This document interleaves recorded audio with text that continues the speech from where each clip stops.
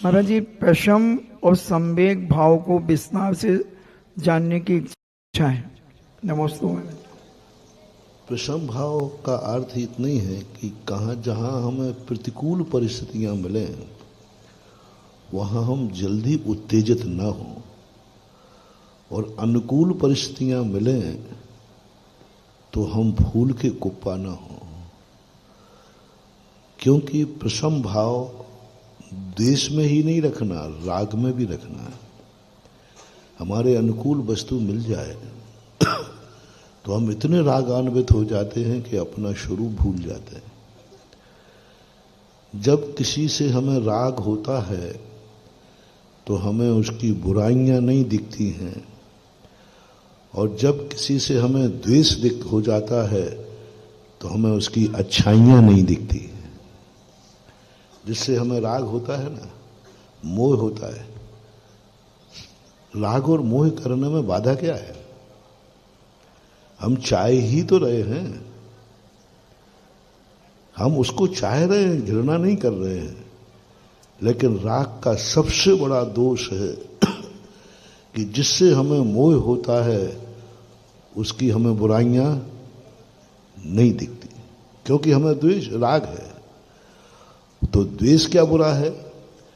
द्वेष जब जागता है तो हमें सामने वालों में अच्छाइयां नहीं दिखती। मोह बुराई नहीं देखने देता और द्वेष अच्छाई नहीं देखने देता। इसलिए प्रशम भाव कहा गया कि ना तो तुम राग से हो, रागान्वित हो, ना द्वेष से, क्योंकि ये दोनों तुम्हारे लिए घातक सिद्ध होंगे। तो जब प्रतिकूल परिस्थितियां हमारे सामने आती हैं तो हमें बहुत ज्यादा अपने आप को सहिष्णु बनाना चाहिए।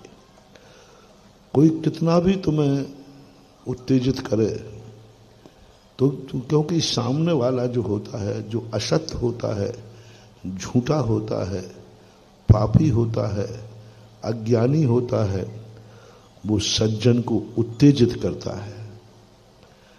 अज्ञानी की और असत्य की पहचान होती है। असत्य बड़बोला होता है, बहुत बोलेगा, दुनिया भर की थोता चना बाजे घना, बहुत बोलेगा, उत्तेजित करेगा तुम्हें। ऐसे ऐसे शब्द बोलेगा जिससे तुम उत्तेजित हो जाओ।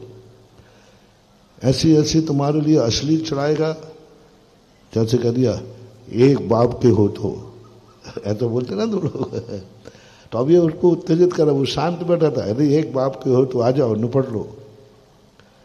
समझ लेना ये व्यक्ति महान निकृष्ट आदमी है जो तुम्हें कह रहा हो कि एक बाप के हो तो आके निपट लो। बस यही सावधान होना है, यही सम्यक दर्शन का प्रशम भाव लाना है। क्योंकि जो असत्य होता है वो बवंडर खड़ा करेगा। ये भैंसे के स्वभाव के होते हैं। जैसे भैंसा होता है, पानी पी लेता है और बाद में उसको गंदा कर देता है। लेकिन वो ये भूल जाता है, अभी रास्ते में एक स्थान पर पड़ा था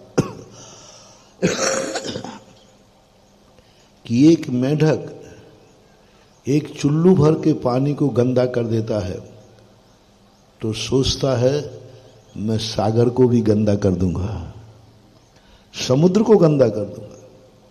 क्योंकि उसने एक चुल्लू भर पानी भरा था तो मेंढक उसमें उछला, वो गंदा हो गया। तो अब उसका हौसला बढ़ गया कि हमने एक चुल्लू भर पानी जो अच्छा था उसको मैंने गंदा कर दिया, तो फिर वो हौसला बढ़ाता है मैं अब समुद्र को भी गंदा कर सकता हूं। बस ये है प्रशम भाव के सूत्र पर जानने का कि वो व्यक्ति जो मेंढक है, चुल्लू भर पानी को गंदा करने के बाद समुद्र को गंदा करने का प्रयास कर रहा है। इसलिए जब कोई तुम्हें उत्तेजित करे, जब कोई तुम्हें तीख पे चढ़ाए, जब तुम्हें चुनौती दे, तब तुम्हें शांत रहना चाहिए। दुश्मन कितना भी बोले तुम शांत रहिए, क्योंकि सूर्य कितना भी तपे लेकिन वो समुद्र को सुखा नहीं सकता। कितनी भी तपन पड़ जाए, लोग कहें कि देखो दुश्मन कितना उत्तेजित हो रहा है, दुश्मन ये कर देगा, ये कर डालेगा, देखो वो कैसी कैसी चुनौती दे रहा है, बिल्कुल आग बरस रहा है, बिल्कुल मत घबराइए। यदि तुम्हारे पास सत्य है, धर्म है, तुम्हारा पक्ष धर्म का है, तो सामने वाला कितना भी बोले, कितना भी चुनौती दे, तुम शांत रहिए और उदाहरण याद रखिए। सूर्य कितना भी तपे, 48, 50, 100 कितना भी तपे, लेकिन वो समुद्र को सुखाने में सक्षम नहीं हो सकता। बस ऐसा अपने अंदर जाना। सम्यक दृष्टि यही सोचता है। सम्यक दृष्टि को भी प्रतिकूल मिलते हैं, सम्यक दृष्टि को धर्मात्मा को भी प्रतिकूल चुनौती देता है, प्रतिकूल वातावरण मिलते हैं। कभी कर्म चुनौती देता है, कर्म प्रतिकूल बन के आता है, कभी शरीर नौ कर्म बन के आता है, कभी सामने वाला दुश्मन भी चुनौती दे सकता है। तो उस समय सम्यक दृष्टि जीव को एक ही कहा, तुम शांत रहिए। तो वो तो बहुत उबल रहा है, कितनी तपने दो, तुम समुद्र हो, तुम्हारा वो कुछ नहीं बिगाड़ पाएगा। इसलिए प्रसम भाव के लिए 2 सूत्र दिए आज हमने। पहला सूत्र है, दुनिया को गंदे करने वाले लोग मेढक के समान होते हैं। ये चुल्लू भर गंदा करने के बाद समुद्र को गंदा करने का दुस्साहस करते हैं।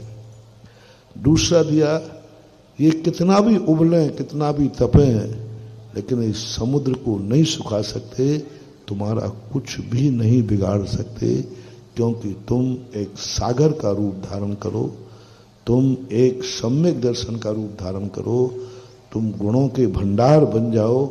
फिर तपने दो सारी दुनिया को, तपने दो सूरज को, तुम्हारा कुछ नहीं बिगड़ेगा।